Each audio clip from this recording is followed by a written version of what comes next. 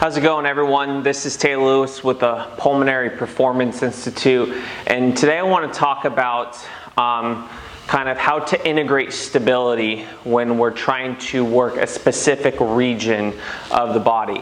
So for instance, when we're trying to get thoracic extension. Now, since we have lumbar vertebrae, thoracic vertebrae, and cervical vertebrae, when we're trying to create an extension-based pattern, sometimes we can move the lumbar spine or the cervical spine even though we want to isolate that region. Now, sometimes people don't need that extra stability, but what happens if you do? So for instance, one of my favorite exercises to get thoracic extension, especially when we're trying to open up the chest wall, is to do what we call bench T-spine extension. So what you do is you grab a stick or a dowel, bring your elbows outside of your shoulders. We're going to bring the tips of the elbows to the bench, bring our feet about, or our knees about hip width apart, give or take. From that position, what we do is we breathe in, get a little bit of core bracing, because once again, we need a little bit of stability when we're trying to extend. We don't want to be too loose, because when we can start to integrate movement in other areas that we're not trying to focus on. So for instance, a little bit of core brace, shift your hips back. We're going to drive our sternum up, feel that extension, and then we're going to shift out, kind of round tuck the rib cage, push our hips back, brace, and really drive that chest up to get some upper thoracic extension.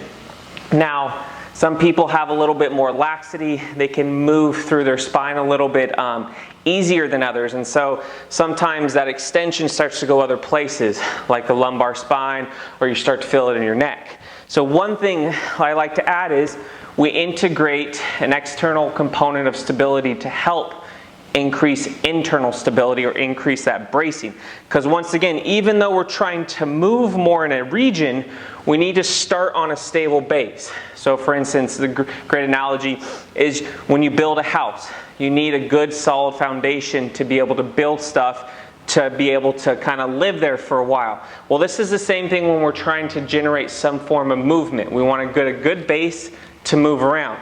Now, if we're trying to create that or improve that mobility, such as this thoracic extension, sometimes we need to add some stability.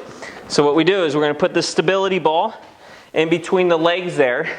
So when I shift back, my butt is going to hit this ball. It's going to give me that little external feedback to tense up a little bit more, and then all of a sudden I've created this stable base from the wall to the ball to my pelvic floor. Then that's going to allow me to add that extension.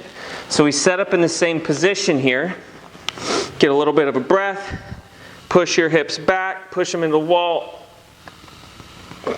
drive the hips up, come out of it and round, breathe in, push your hips back, drive the sternum up, and then relax and repeat.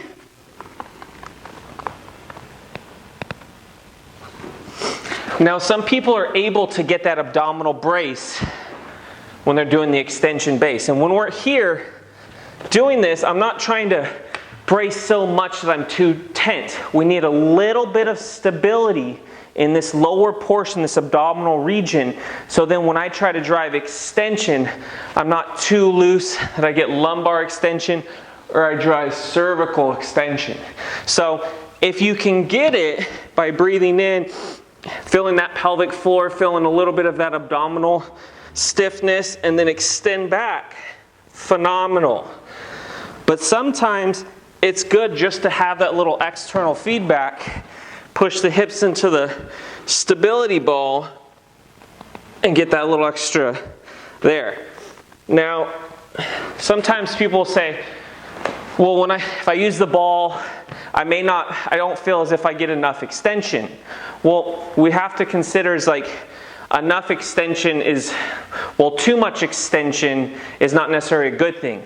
So just because we added the ball and you can't move as well through it, doesn't necessarily mean you're not getting that true thoracic extension. What could have happened is you created a little bit more stability and you're able to focus primarily on thoracic extension, which down the road is going to be a lot better, because that lumbar spine, we don't want to work on trying to make that more of a mobile region. We actually want to make that more of a stable region. So something to consider about, even if you reduce your range with the ball, that could actually be a good thing because it's helping build that foundation. And then as you get more comfortable with it, you can switch off with the ball or take the ball out once you get that stiffness in the region. So always remember, when you're trying to improve mobility, you want to put it on a basis of some form of stability, else you're not going to truly get what you're looking out of it.